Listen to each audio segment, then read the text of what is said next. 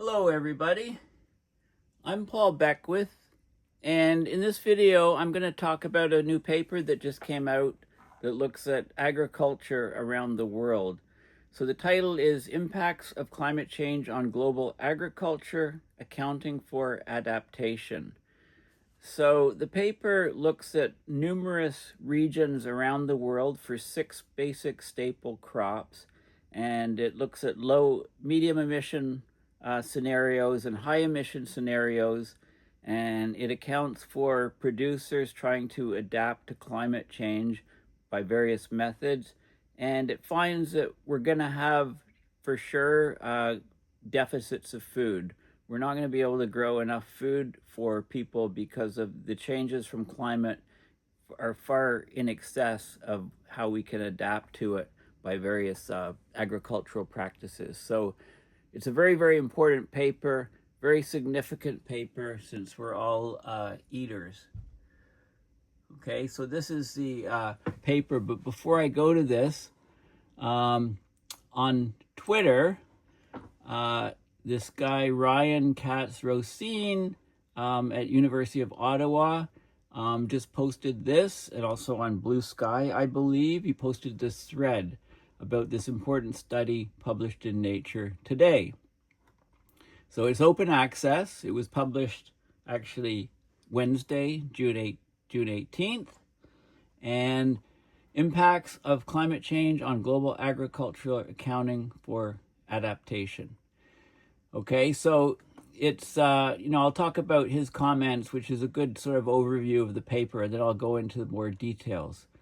So it estimates, it uses empirical data.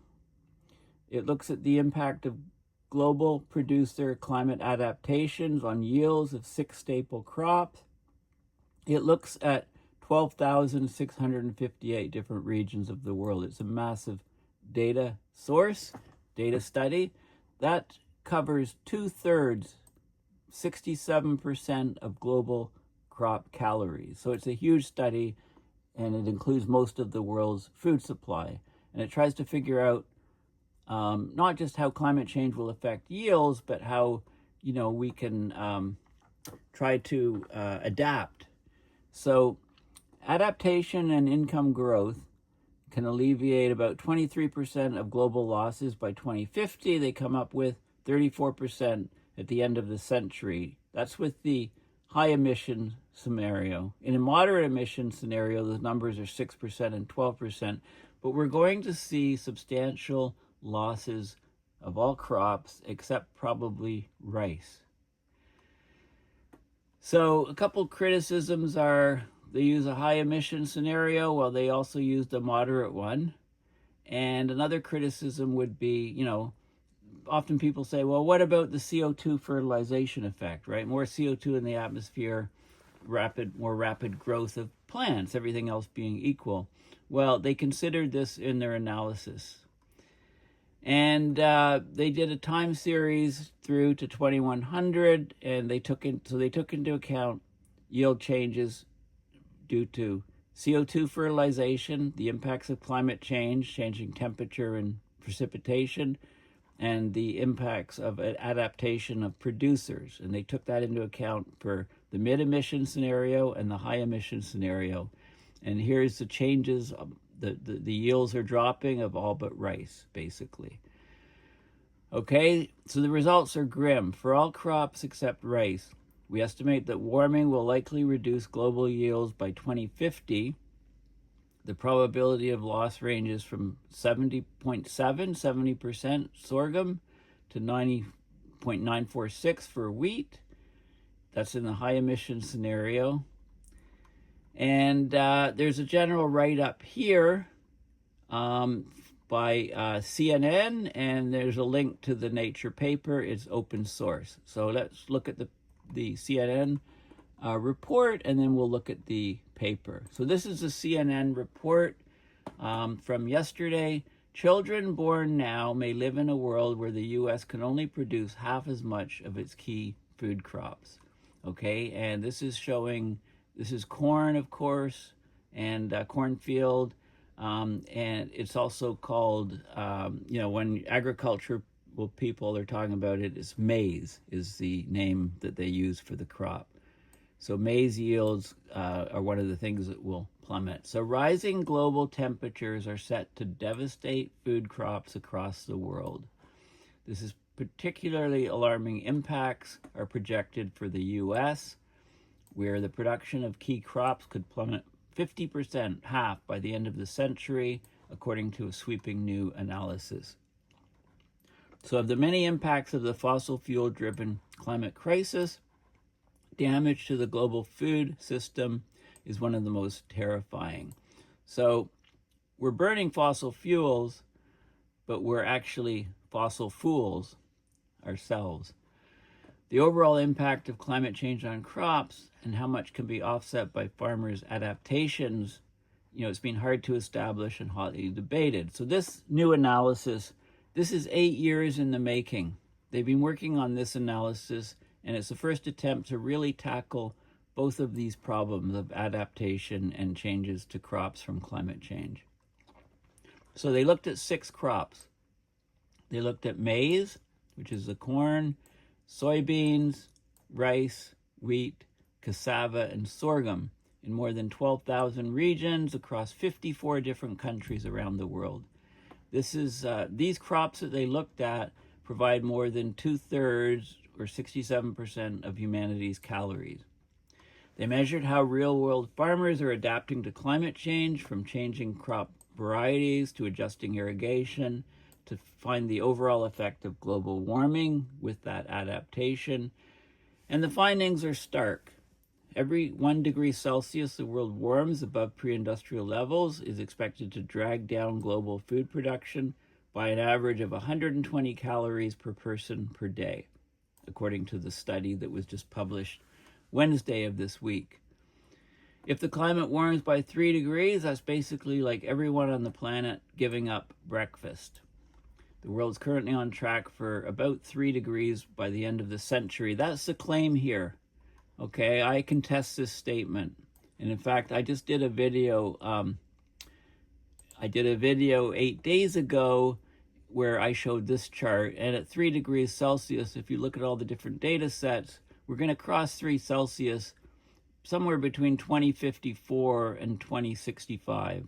So the mean is about 2060, not the end of the century. We'll cross 3.5 by 2072, and we'll cross 4 by 2084. And this is a very difficult world for people to live in. Okay, so not the end of the century for 3 Celsius. So everybody has to give up breakfast basically by 2060 because there won't be enough calories to feed the world.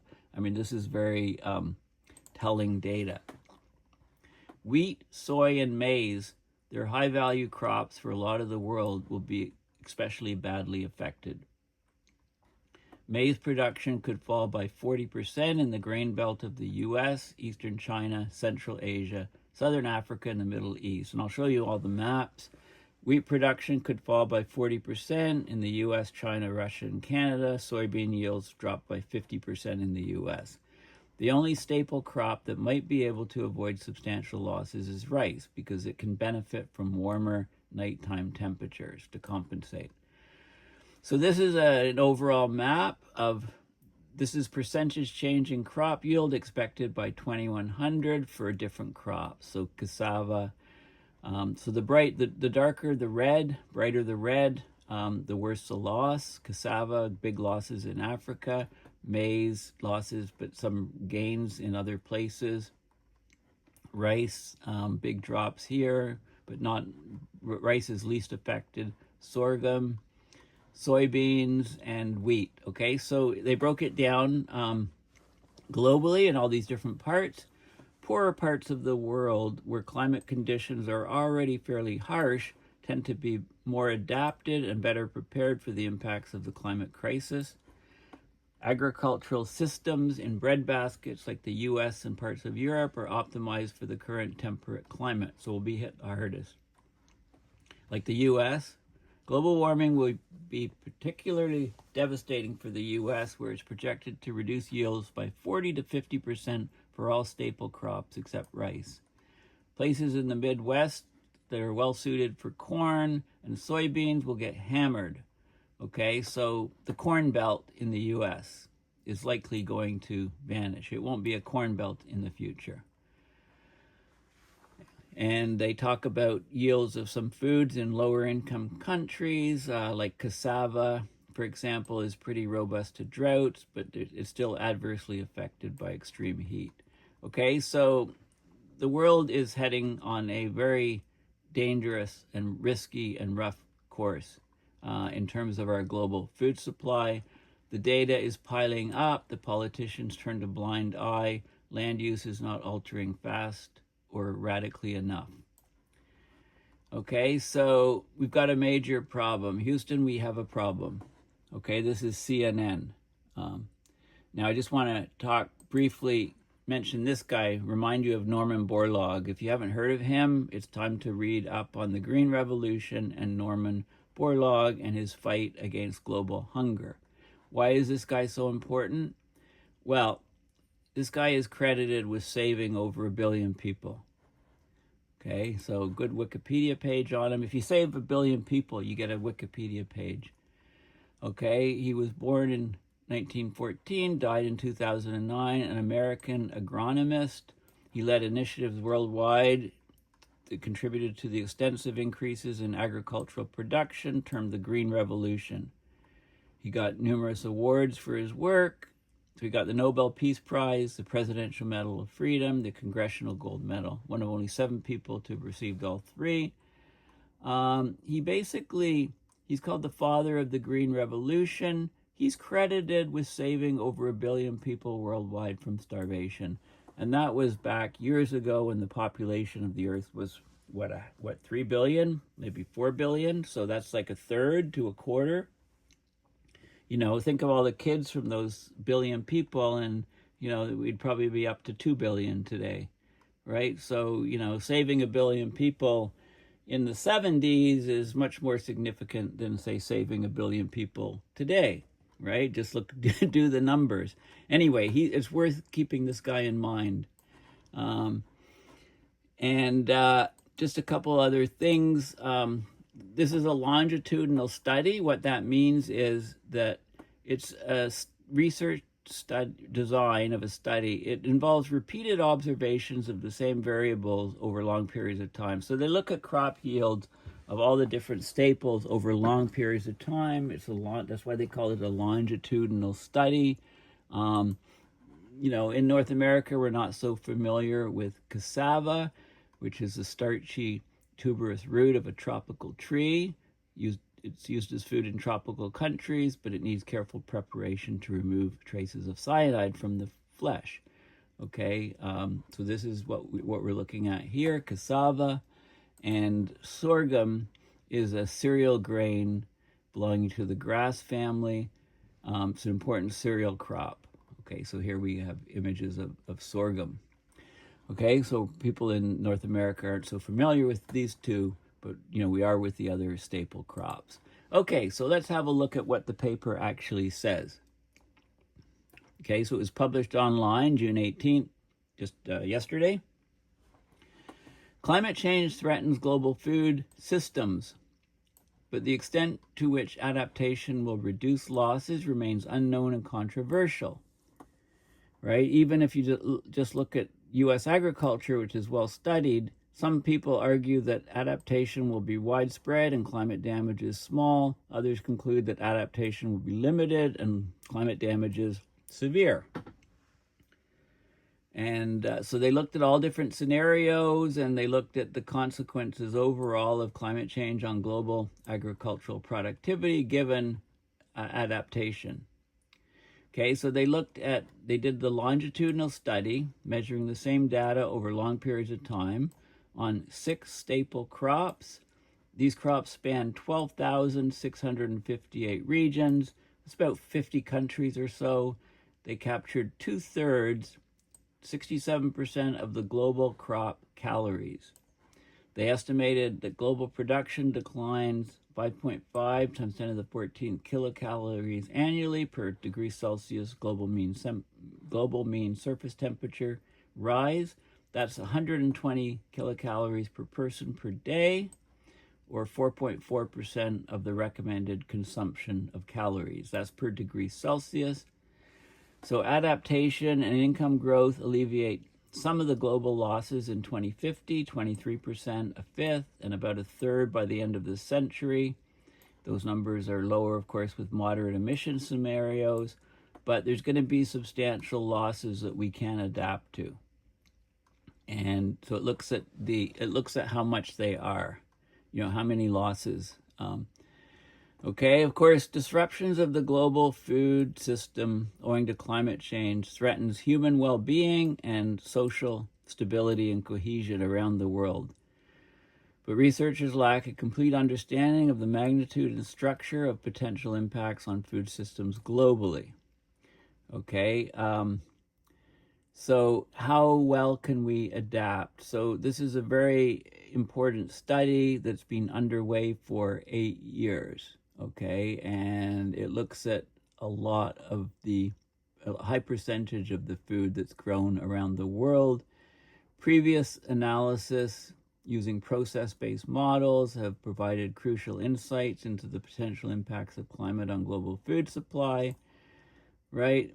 These models look at the biophysical processes of growing crop foods that generate yield, for example, root depth, right, which has to do with water retention and stuff, evapotranspiration, water loss from the plant at night, light utilization and efficiency, and so on. But the models don't basically look at adaptation, farmers adapting, and how does that affect the numbers. So this paper does all of that. So let's just have a look at some of the data. So this is some of the techniques for the longitudinal study. They're looking at different regions in great detail. So this is, for example, maize yield here, can be okay and then reach a certain temperature threshold and drops off a cliff. This is in Illinois. This is in Mexico here. This is in Brazil for maize. These three are for maize.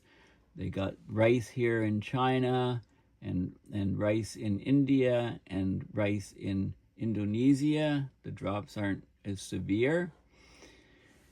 And this is annual degree days above 30 Celsius. So temperatures, when you get too hot, the yield just drops off a cliff. So problem areas in Africa, northwestern Australia, northern India are the key regions.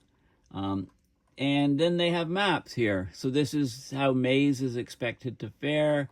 The loss percentage change, minus 100% versus increase of 100%. So some areas, in Russia get more growth of sorghum and soybean and wheat, actually. The red areas are the worst drops here. So Africa's hit hard, cassava, rice in Africa is hit hard, maize in various regions and stuff. So you can actually zero in on your areas and see what's expected to do with the crops. And then each one is broken down into more detail. And, there's this plot shows this is a yield percentage change from now projected to 2100 for all of the different for the 6 different staple crops. And rice is the one here that has the lowest drop. And then the distribution of the crops with the errors and so on, error bars or uncertainty by 2100. And then they added CO2 fertilization, which reduces the loss a bit, and they took a moderate emission scenario. It means the loss isn't quite so great. So they do all of the statistical work. And this is the loss of global calorie production expected. And the error bars, and then they adjust for CO2 fertilization. They computed a social cost of carbon. They did projections for 2050, percentage changes in yield. This is with producer behavior unchanged, and then they had adaptation and producer, farmer behavior changing to account for climate change. And so the numbers aren't as bad with some adaptation, and then changes by the end of the century, basically, with unchanged behavior and with with adaptation. And you can still see that many of the crops suffer significant losses in different places. In North America, the losses are very high in the high emission scenario, 43% losses of crop. Okay, so basically they summarize each different crop. And an interesting thing about this paper is if you're statistically minded, here you go, there's a huge supplemental data section with loads of data. It talks about how they do their analysis. We'll just look at some of the images here. So they did, this is for maize, cross-validation, degree days, minimum temperature, precipitation, etc. Modeling those similar things for maize, and they looked at look at all these plots here of so this is there's all kinds of data analyzed for each of the staple crops. Different temperature responses, often a threshold temperature above which the yield plummets. And so it's a very, very detailed study, global temperature response, and then these sort of things of predicted yields with observed yield versus predicted yields, how well they're doing in certain areas. And so there's loads of data, right? This is a data-rich study, because it accounts for 2/3 of food production. And, it's showing very, very serious drops. So go back to this article here. Go back to this title. Children born now may live in a world where the U.S. can only produce half as much of its key food crops. And they're very conservative. This statement here saying that, well, where are we? This statement saying that if the climate warms by 3, that's basically like everyone on the planet giving up breakfast. And we're currently on track, not by the end of the century, as I pointed out, we're currently on track for 3 degrees Celsius by, something like 2060, anywhere from 2054 to 2060. So this is only, 2 to 3 decades away. Or, this is actually 3 decades away. 3 to 3.5 decades away, basically. We're crossing 3 degrees when everybody's going to have to give up breakfast because there won't be enough food on the planet, basically. Okay, so it's a very sobering study of where we're heading, and yet it's still being ignored by politicians. And in fact, some politicians even want to ignore the fact that climate change is existing at all. But climate change is existing, and it's causing tremendous losses to, it's expected to really impact global food supplies, and that's going to really, do we have to wait till we reach that to have a wake-up call for people across the planet and governments? I don't know. I mean, your guess is as good as mine on that one. Anyway, thank you for listening. Please go to my website, paulbeckwith.net, and donate to PayPal to support my research and videos. And again, this is the last week for t-shirts, climate t-shirts, because it's just too expensive to ship stuff out. So it's not a viable venture at the moment. Okay, well, thank you for listening, and bye for now.